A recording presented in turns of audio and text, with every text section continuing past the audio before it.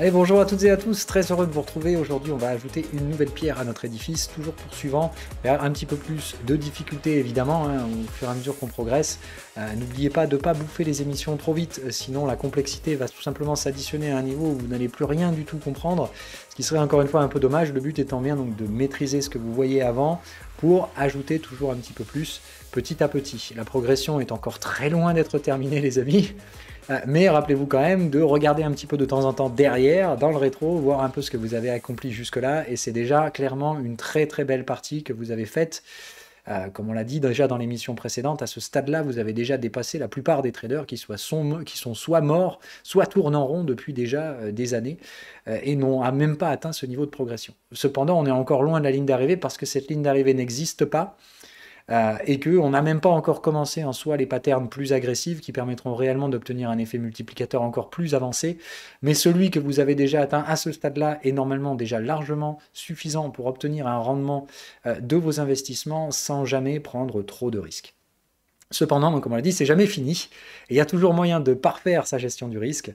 Aujourd'hui, donc, on ajoute une nouvelle pierre à l'édifice, je vais vous apprendre une nouvelle pattern, mais outre le fait de vous apprendre une nouvelle pattern, je vais surtout essayer de vous faire comprendre des premières notions un peu subjectives, raison pour laquelle je marque encore ce niveau de difficulté ici en jaune-orange, parce qu'on commence clairement à introduire des prémices de notions qu'on va réutiliser assez significativement derrière dans les patterns experts, avec un niveau évidemment de difficulté supérieur. Mais on est vraiment aujourd'hui entre ces deux eaux, c'est-à-dire que la partie suivie de tendance, c'est vraiment un chemin vers la prise de risque, et ça permet de comprendre encore une fois comment la prise de risque graduelle vers plus de rendement peut se faire sans jamais dépasser certaines limites.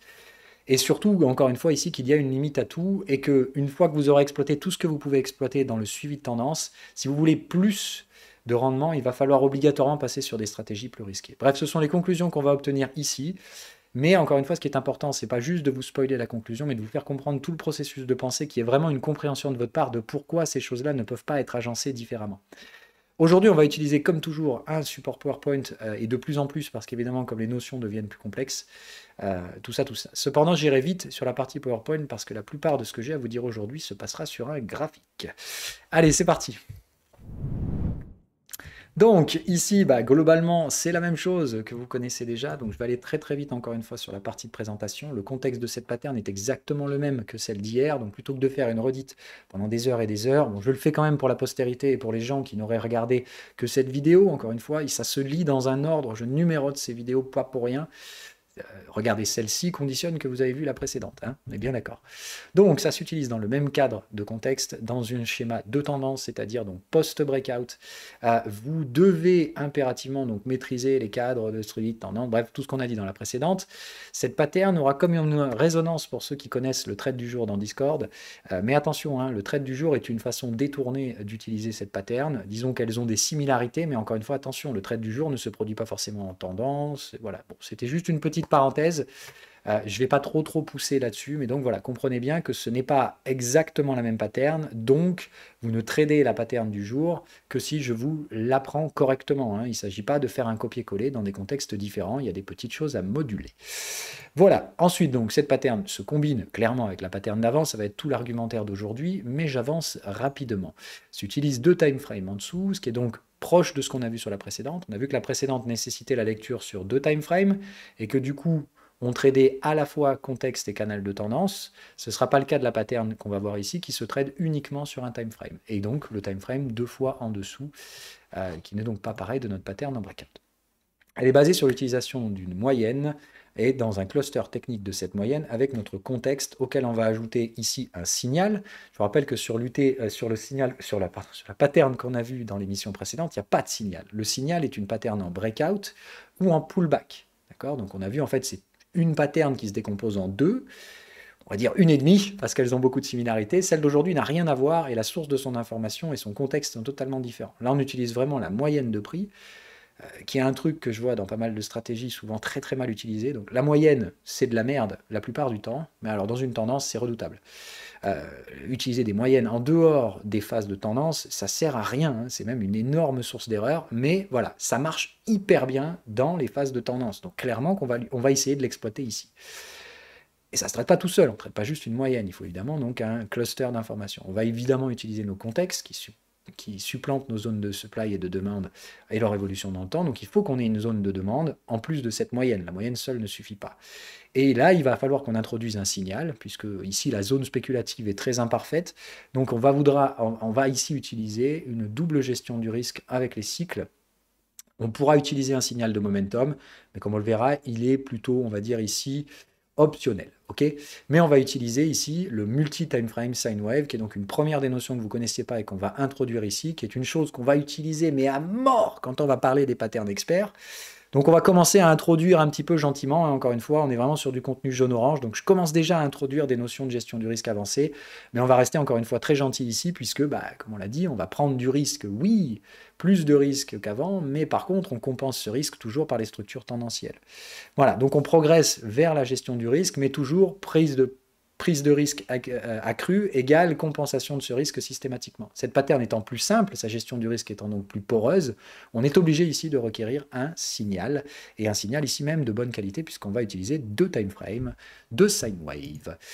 En conclusion, attention, ces 2 patterns travaillent en parallèle, et ce qui va nous intéresser aujourd'hui, outre le fait de parler de cette pattern, c'est de parler de comment on gère les 2 patterns en parallèle. Là, commencer à rentrer dans les premiers arbitrages et la répartition statistique de votre risque. Allez, on avance pour parler de cette pattern en soi. Donc, cette pattern, tout comme la précédente, a un time frame de référence qui est obligatoirement un time frame en breakout. Donc vous tradez ça avec un breakout daily, qui est donc votre time frame de référence. On va donc 2 time frames en dessous, comme on l'a vu, et non pas un, comme on l'avait vu sur la pattern précédente. On tradera donc ici avec le canal de contexte et la moyenne. Il va donc falloir activer cette moyenne de contexte.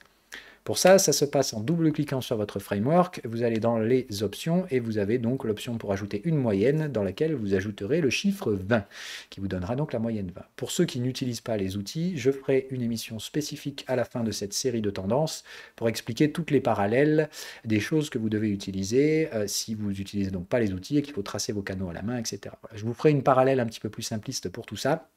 Un petit peu plus loin, je vous rappelle encore une fois, la stratégie ici n'est pas un truc pour vous rabattre sur les indicateurs. Vous pouvez faire tout ce que je dis ici avec des outils gratuits. Le simple truc, c'est qu'il va falloir donc tracer vos canaux manuellement ou les fourchettes, etc. Il y a un travail manuel un peu plus conséquent, mais tout ce qui est fait ici peut être transposé sans aucun problème avec des outils gratuits.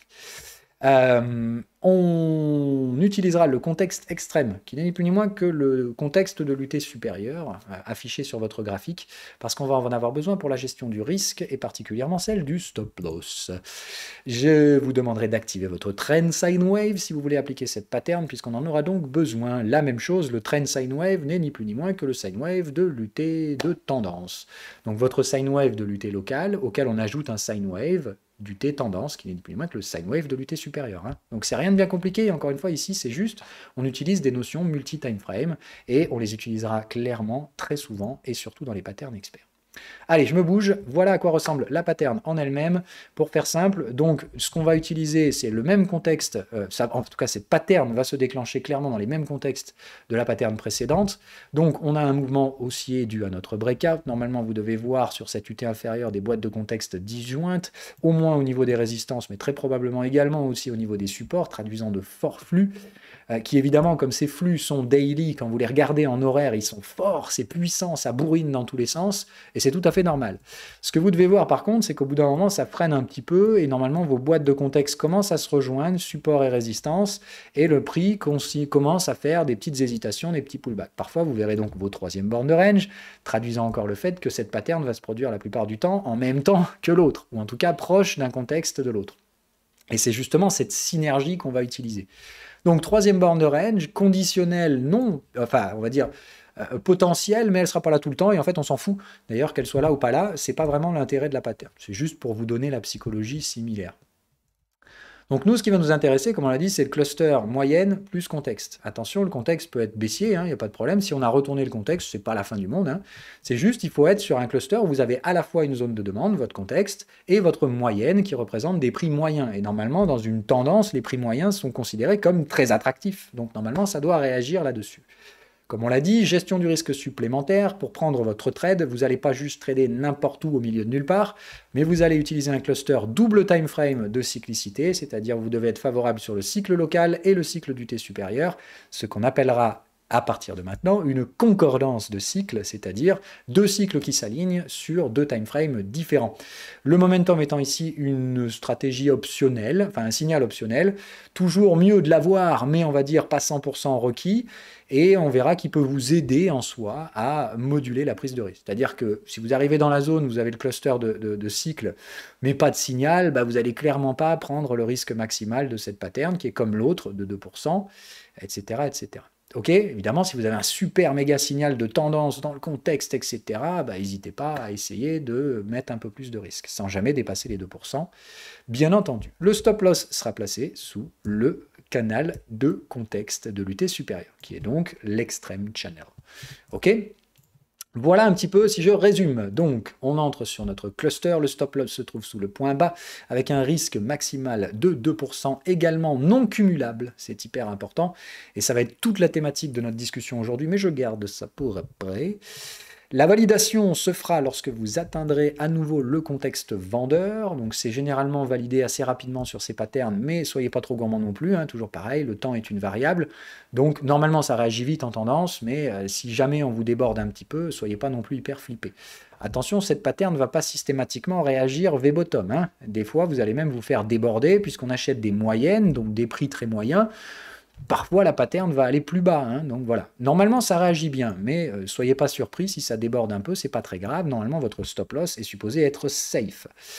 Voilà, un petit peu la psycho. Donc, à la validation, tout comme sur la pattern précédente, on va faire réaliser éventuellement une gestion du risque qui ici sera différente. La seule chose que vous ferez, c'est dès que vous réatteignez le contexte résistant, d'accord, vous allez remonter le stop loss sous le creux qui aura été fait. L'avantage avec cette pattern, c'est que si jamais ça réagit super V-bottom et que vous avez le perfect price ou proche d'eux, eh bien vous allez rapidement réduire la prise de risque pratiquement à zéro, sans jamais chercher la mise à break-even. Je vous rappelle que ce n'est pas possible. On ne cherche pas à se mettre à break-even dans les stratégies en tendance, sauf quand on a quitté la zone de prix. Ça, c'est ce qu'on a vu dans l'émission précédente. C'est hyper important. Travaillez votre psychologie parce qu'elle aura envie de vous dire de faire l'inverse. Elle va vous dire de sécuriser vite, vite, vite, vite, vite. Et on verra tout ça dans l'émission psycho. Donc, notez bien, même chose ici, même stratégie, pas de stop à break-even tant qu'on n'a pas quitté la zone de prix et qu'on n'arrive pas sur de nouvelles patterns. Par contre, donc, comme on l'a dit ici, on va replacer le stop loss sous le point bas. Ok? Réalisé au niveau de la plus basse clôture ou de la mèche, si vous voulez. Mais voilà, remontez votre stop loss qui va donc réduire la prise de risque. C'est-à-dire que si, admettons, ici, vous avez pris 2% de risque à la prise de la position, une fois qu'elle sera validée, le fait de remonter votre stop loss, si vous avez eu un bon prix d'entrée, fait que ce risque va être quasiment réduit à pratiquement zéro, pas à zéro, mais proche de. Et on verra tout à l'heure l'intérêt de cette pattern en conjonction avec la précédente. C'est vraiment, il y a une synergie et il y a toute une logique derrière tout ça, je vous expliquerai. La confirmation, on s'en bat les couilles, il n'y a pas de confirmation, ne me foutez pas ce stop à break-even, trop vite, gardez-le, c'est la même psychologie que la pattern précédente. Pour l'objectif, ok, vous me le gardez le plus longtemps possible. C'est absolument nécessaire et le succès de cette pattern y est conditionné, tout comme la précédente. Clairement, on est sur des choses très très similaires, des symbioses, des relations symbiotiques. Ok, donc le signal ici, comme on l'a dit, est optionnel et il vous servira en soi à moduler la gestion du risque. C'est vraiment, il sera là comme un facteur de qualité. Et du coup, prenez-le en compte. C'est-à-dire que si effectivement vous avez un beau signal, ben, n'hésitez pas à y aller avec un petit peu plus de conviction. Évidemment, s'il n'y a rien du tout, pas de signal, c'est pas nul, ça ne vous empêche pas de prendre la pattern, mais réduisez la prise de risque. Voilà. Ok, donc signal optionnel qui permet de moduler, de rentrer dans la nuance de gris et de savoir si vous pouvez oui ou non vous exposer plus ou moins fortement à cette pattern. Rappelez-vous que chaque pattern, c'est un cadre, chaque réaction de marché sera unique. Le marché ne se reproduit jamais, il ne fait qu'évoluer dans des cadres qui se répètent de manière légèrement différente. Donc, chaque exposition théoriquement est différente et ici, votre signal sur cette borne peut vous permettre de jouer cette modulation de façon rationnelle. Voilà. Allez, on en a fini pour cette partie-là. Je me bouge d'aller sur les graphiques parce que là, on a plein de choses à se dire. Ok, je reprends bien évidemment le cas de figure précédent auquel j'y ajoute donc de nouveaux petits points qui sont les points verts dans lesquels nous allons traiter cette pattern. Je vous les ai donc mis en valeur et tout comme la pattern précédente, il y a un moment où ça doit s'arrêter, c'est quand vous voyez clairement qu'on va démonter la moyenne et tenir de multiples clôtures dessous. À ce moment-là, il faut arrêter de faire les gogoles, ok ? Donc, on va essayer de parler non pas juste de la mise en place de cette pattern, comme on l'avait fait dans la précédente. La valeur ajoutée de cette vidéo aujourd'hui, c'est pas simplement de vous donner une pattern de plus, mais de vous faire comprendre pourquoi une synergie de pattern est hyper important et quelle est la limite de ces synergies, de ne pas gaspiller votre énergie à apprendre une infinité de patterns, ça sert à rien. D'accord? Il faut, encore une fois, tout comme dans la logique que j'ai essayé de vous expliquer sur le PDF au niveau des indicateurs, une synergie s'obtient si les méthodologies ou la psychologie de la pattern, dans notre cas de figure ici, sont différentes. C'est-à-dire qu'additionner des trucs qui sont très proches, ça sert à rien. Si toutes vos stratégies sont basées sur des moyennes, ça pue du cul. Et ça sert à rien de les additionner. Là, ici, on additionne vraiment des choses qui n'ont rien à voir. Si je devais un peu vous résumer la psycho de ces patterns, ce qu'on a vu dans l'émission précédente, c'est plutôt des stratégies en breakout ou en pullback. Là, on exploite des stratégies basées sur des prix moyens et des zones de demande. Donc ici, déjà, vous comprenez que la psycho n'a rien à voir et que du coup, la zone de prix qu'on va traiter, dans sa précision, ne sera pas la même. Alors vous noterez aussi évidemment, avant que j'aille un petit peu plus loin, que là j'ai dû trichouiller un tout petit peu. Si vous retenez ce que je vous ai dit tout à l'heure, je vous ai dit on tradera sur l'UT de contexte, 2 UT en dessous du breakout. Sauf que là, je ne peux pas faire ça. Alors une petite seconde, c'était le temps de récupérer mes petites flèches. Donc vous comprenez bien que ici le principe c'est que j'ai pas pu. Alors je vous explique, c'est juste parce que j'ai pas pu récupérer de la donnée 4 heures sur ces historiques de 2013. Donc j'ai dû trichouiller un petit peu. Donc ce qu'on va faire, c'est qu'on va juste là, pour cet exercice-là, décaler la pattern d'un time frame. Je vais la regarder donc sur le time frame supérieur, le daily, ce qui fait qu'au lieu de trader dans le contexte, on va trader au niveau du canal de tendance. Ok. Et j'ai donc dû tricher sur le positionnement de la moyenne. Donc j'ai pas pu utiliser la moyenne que vous aurez vous si vous la mettez dans Framework. Je vous montre d'ailleurs à quoi ça ressemble. Hein. C'est vraiment ici. Voilà, vous mettez 20, d'accord, et le Extreme Channel. Ok. Donc là, le principe étant que, voilà, pour voir la moyenne 20 que vous auriez eue en 4 heures, je l'ai émulée ici, avec donc une moyenne 20 hebdomadaire. Ok, 2 time frames au-dessus. D'accord. Le contexte en 4 heures, c'est des références hebdomadaires. Bref, donc, j'ai triché un peu, mais c'est la même chose. Ok, c'est juste que je n'ai pas pu faire autrement. Donc là, nos clusters, c'est vraiment donc, quand on touche cette moyenne et le canal de tendance, donc, mais vous devrez voir un contexte avec cette moyenne au même moment. Okay, vous devez voir une concordance de cycle, donc comme on l'a dit, comme là, je ne peux pas voir le time frame inférieur, mais je vois clairement ce qui serait votre trend sine wave. D'accord. Ça, ce serait votre trend sine wave. Ça, ce serait votre ligne que moi j'ai ici en plus gras, enfin en plus foncé. Ok, donc ce qu'il vous faut, c'est une concordance de cycle, c'est-à-dire il faut que les deux soient en bas. Un truc un peu comme ça. Vous voyez, là, on a une concordance, on a les deux cycles qui s'alignent au même endroit. C'est vraiment ce type de signal-là qu'il vous faut. Ok. Bon, là, clairement, vous l'auriez eu, je vous le dis, je connais quand même bien mes outils, donc voilà. Ici, vous l'auriez eu, je triche un peu, mais j'ai pas le choix. Hein, voilà. Donc, ici, vous avez la pattern. Ok. Maintenant, ce qui va être intéressant, c'est de comprendre, donc, comme vous voyez, cette pattern se déclenche plus souvent que la précédente. D'accord. Celle-là, on en a 3, dont une qui n'est pas viable, on l'a vu ici, qui n'est pas validée, mais qui est détectée. Celle-là, elle vous en proposera 6, donc 2 fois plus. Déjà, posez-vous la question. Si une pattern fait 3, une pattern fait 6, ça veut dire qu'il y en a une, il va falloir la filtrer, évidemment, plus efficacement. Okay. Les règles qu'on va suivre ici sont plus ou moins les mêmes que celles qu'on a vues précédemment, mais ce que je vais vous interpréter ici, c'est comment distribuer son risque et comment utiliser la synergie de ces deux patterns qui ont des contextes et des psychologies totalement différentes. Il y en a une qui va donc être plus agressive, qui va proposer des prix plus attractifs, mais dont il va falloir être plus prudent sur l'entrée. On ne va pas rentrer tout le temps sur cette pattern en vert ici, sinon, comme vous le voyez, on va trader beaucoup trop. Tout comme on l'a dit sur la pattern précédente, en général, le suivi de tendance proposera 1 à 2 zones de prix favorables au suivi de tendance. Au-delà de 3, il faut commencer à se poser des questions. Ok.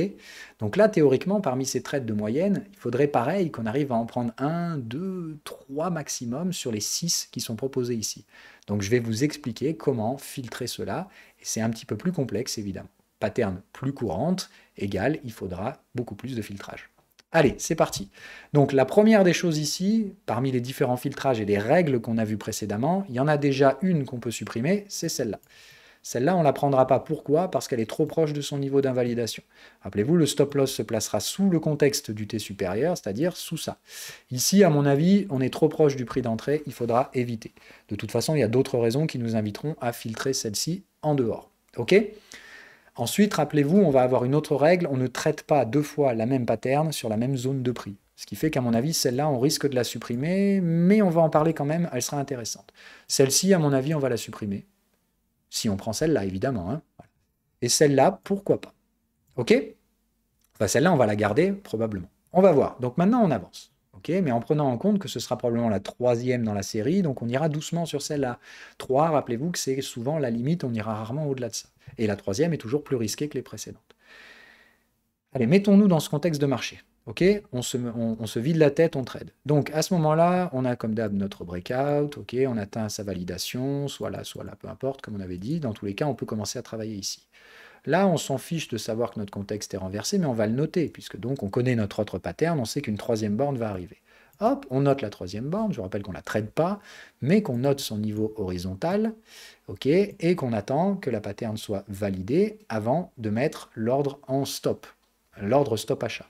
Donc là, on attend, il y a une réaction de prix, ok, on met son ordre stop achat, et on attend. Là, pouf, on arrive sur la moyenne, on a l'alignement de cycle, on a tout ce qu'il faut. Signal, pas signal, j'en sais rien puisque je ne peux pas aller voir sur l'UT inférieur, mais on va dire que ça va. Donc à ce moment-là, on a bien notre cluster, le stop loss doit être placé sous le contexte, et de préférence, si vous avez un petit support là, mettez-vous dessous, au lieu de vous mettre dessus. Voilà. Donc ici, le stop loss est quand même assez conséquent. Ok. Et retenez aussi un truc, on va le voir après, cette pattern qui est basée sur les moyennes, son stop loss sera très très variant et peut être relativement important, d'accord, si l'actif est volatile. Bon, on fera des petites conclusions un peu plus tard. Ok, mais donc bien comprendre qu'ici c'est cool, cette pattern vous propose un prix bien plus attractif et son stop loss est relativement pas cher, mais c'est vraiment parce que là le S&P a une putain de tendance super bourrine. Normalement votre contexte acheteur il va être plus loin à ce cas-là, ce qui fait que votre stop loss va être relativement large et il faut qu'il le soit. Ok, c'est vraiment important. Donc dans cette pattern, on fait ça. On va se protéger sous le contexte du T supérieur et on va se laisser porter tranquillou. Ok? À ce niveau-là, vous pouvez également considérer que la moyenne de l'UT supérieur peut vous donner un niveau de gestion du risque. Vous ne mettez pas plus bas que la moyenne 20 de l'UT dessus.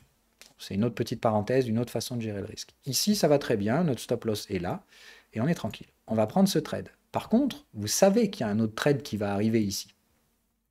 Donc, à votre avis, est-ce que c'est plus intéressant de dire, bon, bah, du coup, là, c'est cool, j'ai un signal, j'ai un machin de momentum, bam, je vous mets 2% de risque ici, et puis je ne fais pas la troisième borne. Vous pourriez faire ça, je peux comprendre, c'est un choix très agressif. Et c'est pas ce que j'essaie de vous apprendre aujourd'hui. En gestion du risque, si je vous apprends plusieurs patterns, c'est pas pour dire je vais prendre la meilleure et je vais bourriner tout mon risque dessus, mais de dire je vais moduler ma prise de risque, je vais répartir mon risque pour avoir une meilleure gestion du risque. Parce que tout simplement, d'un point de vue statistique, le fait qu'une pattern se plante est évidemment beaucoup plus fort que le fait que deux patterns se plantent. Parce qu'il y a la probabilité intermédiaire où seulement une des deux se plante. Et l'avantage là-dedans, c'est que si une pattern se plante, mais que vous avez réparti 1% de risque sur chacune de vos patterns, il y en a une qui va vous bouffer 1%, mais la deuxième, elle sera toujours dedans. Et elle, normalement, elle permettra de produire le gain qui, d'une part, compensera la perte de celle qui a échoué, mais surtout procurera, comme on l'a vu, un ratio d'1 pour 4. Donc elle va largement compenser la perte de l'autre et quand même produire un gain.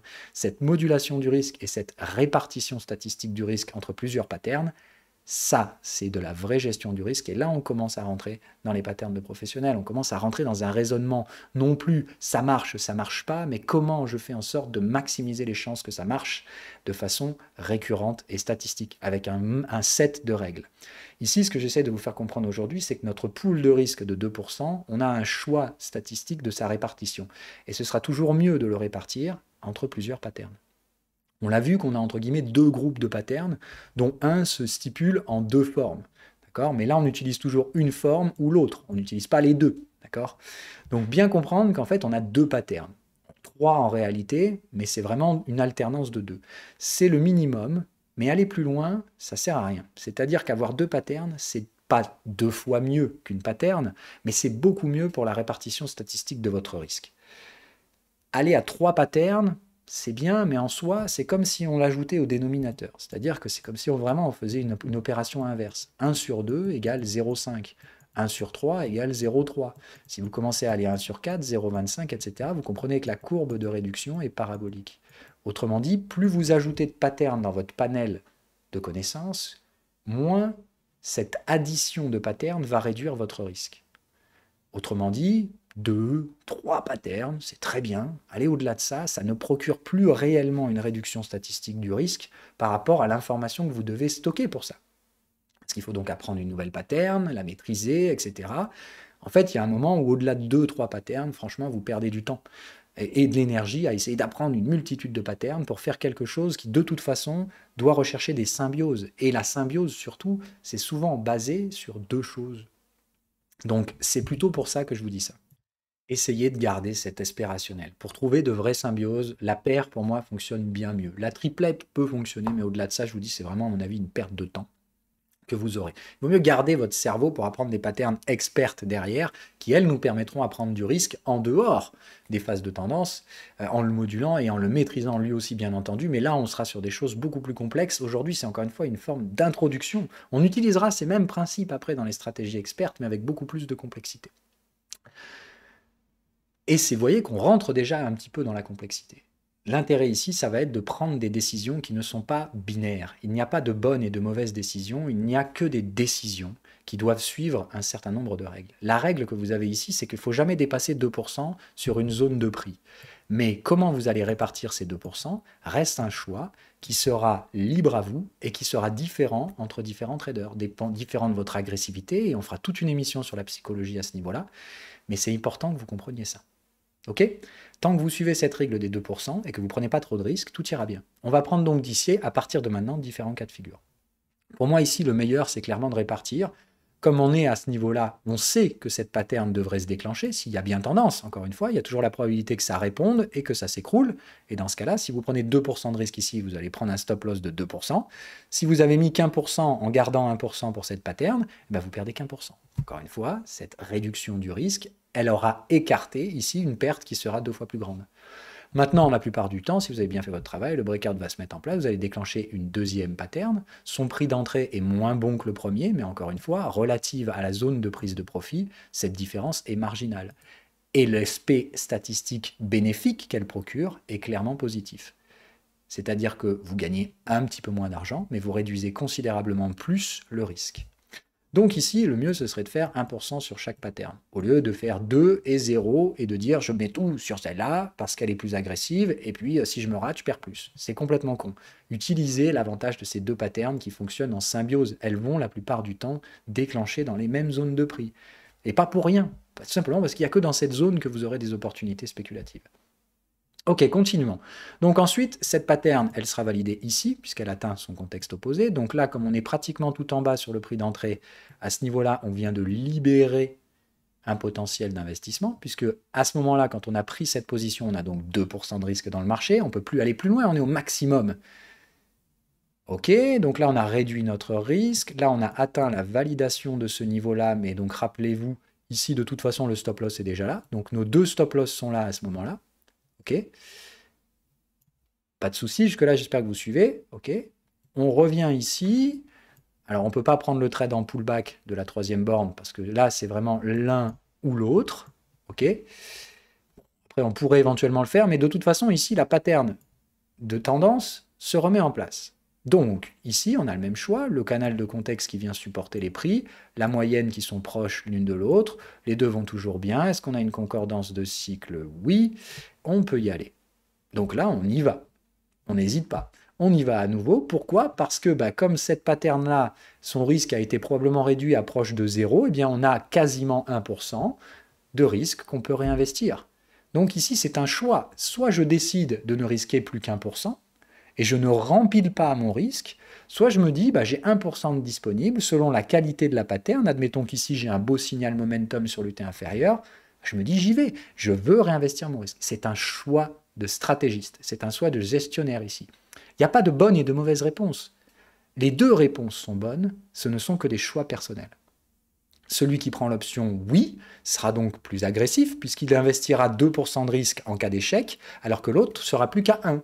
Mais par contre, au résultat final, celui-ci aura 3 trades avec à peu près 1% de capital investi sur chacun d'entre eux, et évidemment, il récupérera plus de gains que son collègue qui, lui, n'aura plus qu'1% de risque à ce stade-là, mais n'aura que 2 trades. Ok ? Différentes options. On commence à rentrer dans des choix stratégiques de gestion. Et c'est là qu'on rentre dans les zones de gris, et c'est là qu'on fait le vrai travail. Il n'y a pas de mauvaise réponse, que des choix. Et tous ces choix sont bons.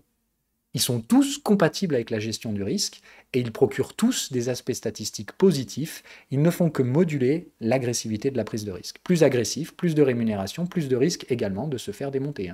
La perte, elle est 2 fois plus grande pour celui qui prend le risque en prenant un troisième trade sur la zone de prix. Mais il respecte la règle de base globale qu'il ne faut jamais dépasser. Il ne s'expose pas au-delà de 2% dans sa prise de risque en suivi de tendance. Donc, le mec qui prend ce trade-là, il va le valider ici. D'accord ? Le stop loss de cette position peut donc théoriquement être remonté ici. Est-ce qu'il s'amuse à prendre celui-là de trade derrière? Vous me direz théoriquement oui, mais au bout d'un moment, encore une fois, est-ce que cette prise de risque, qui a donc un effet parabolique, n'augmente pas considérablement au bout d'un moment la probabilité de se prendre juste une petite mèche et on se fait dégommer? Encore une fois, la tendance est supposée réduire ce risque par son aspect aspirant vers le nord, mais le chaos existe toujours. Moi, à ce stade-là, ici, rempiler une nouvelle fois avec une position me semble stupide.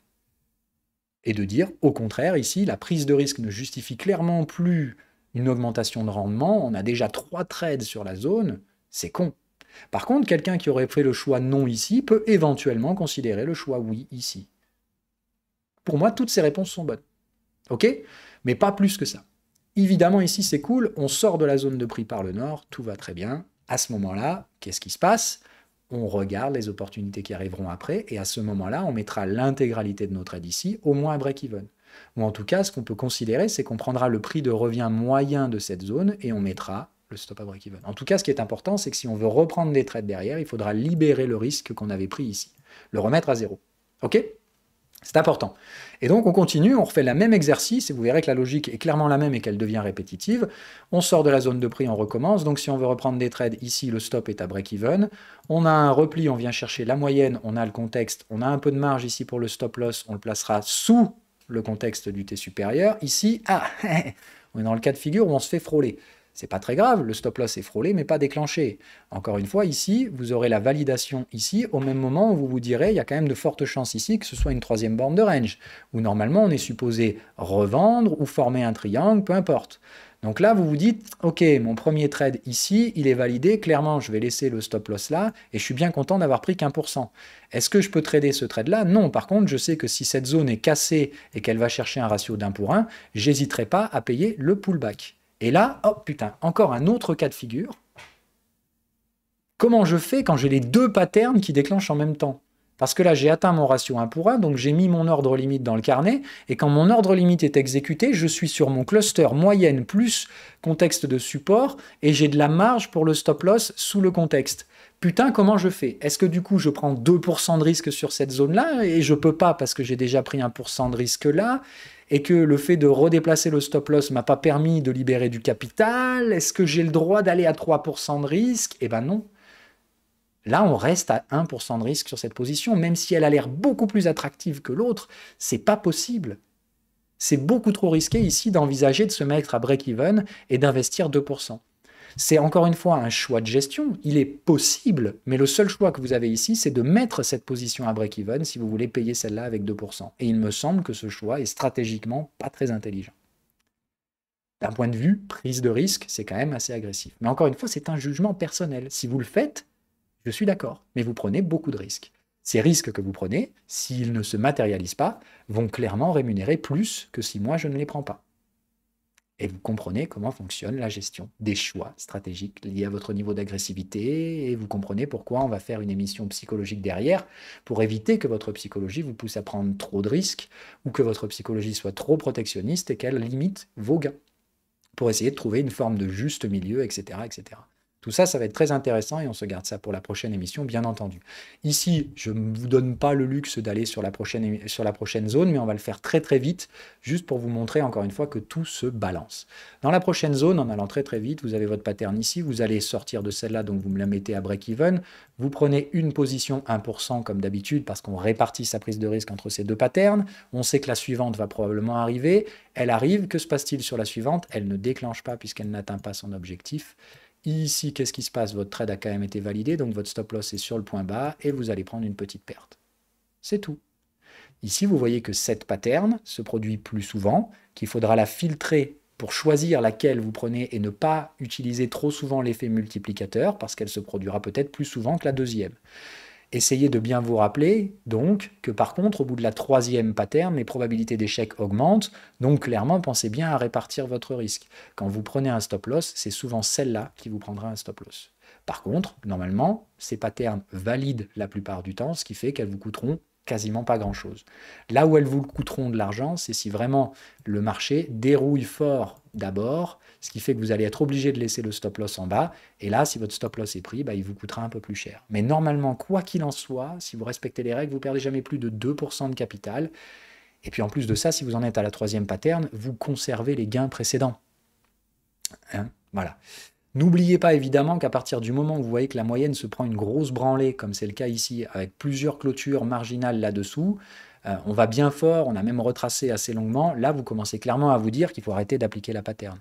Normalement, vous aurez vu les signaux précurseurs de divergence avec l'autre pattern. Bref, l'un dans l'autre, vous comprenez clairement qu'à partir de là, il faut arrêter d'appliquer cette pattern. OK ? Donc ici, de toute façon, il n'y a pas le contexte. Mais là, est-ce que vous reproduisez l'opération ? Franchement, c'est risqué. Voilà, c'est très risqué. Voilà, écoutez, en attendant, je pense qu'on a fait l'essentiel ici. Ce qui est important de comprendre ici, c'est la psychologie et le fait qu'on commence à rentrer dans des notions un peu plus subjectives qui sont liées à vos décisions, liées à votre perception et votre niveau d'agressivité. C'est donc là qu'on rentre à aujourd'hui, entre la fin de votre formation en tendance, le tout début, les premiers pas de votre formation en tant que vrai gérant, de comprendre que vos décisions sont importantes, et on va faire une émission psychologique, ça terminera la partie tendance, on verra 2-3 autres petites choses en tendance avant quand même, et normalement, après on rentre dans les patterns plus expertes, où vous verrez qu'on continuera d'appliquer et de pousser encore plus loin ces principes de gestion du risque, parce que là, on va essayer de les appliquer en dehors des structures de breakout, et vous verrez que du coup, comme on n'a plus la réduction du risque liée à l'aspiration tendancielle du breakout, il va falloir clairement avoir une très fine gestion du risque pour être un peu plus agressif dans les phases de range, quatrième borne, bref, toutes ces choses-là qui seront là encore une fois toujours pour le même but, multiplier votre rendement en capital sur un actif donné. Encore une fois, plus de risques nécessitera beaucoup plus de rendement, il y aura d'autres problèmes psychologiques alloués à la psychologie des traders très expérimentés, mais encore une fois, la progression est infinie. On n'arrête jamais. Et on va continuer de progresser ensemble. Mais clairement, c'est une bonne étape que vous avez déjà franchie. Je vous le redis encore, soyez fiers de vous à ce stade-là. Beaucoup de gens sont déjà morts ou enterrés. Et beaucoup d'autres ont tourné en rond depuis déjà bien longtemps et n'avancent pas du tout. Voilà, sur ce, je pense que nous avons bien assez d'éléments pour passer en conclusion.